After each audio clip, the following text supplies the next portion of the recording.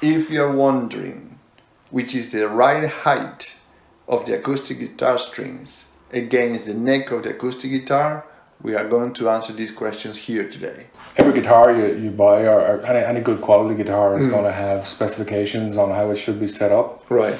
And to say string height can mean a couple of things.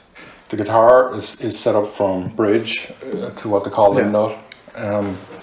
Now there are grooves in the nut here. Yeah. So these have to be set up with the correct depth, so that the strings aren't too far away from the neck up here, so it's comfortable to play.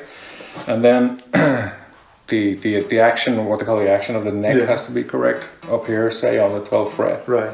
And that depends on the bridge height. Yeah. And also what they call the bow in the neck of the guitar. It all has to be set up correctly for whatever gauge string you're using, because different gauge strings cause different tensions. Right.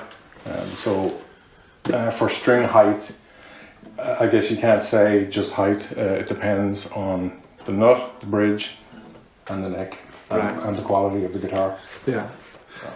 So we're not going to set this up, but actually things to consider when if somebody that been asking these questions or look into these three parts of the guitar, so how they are set in their own guitars, so they can start to identify why they are too high. If the nut is not set up properly, right.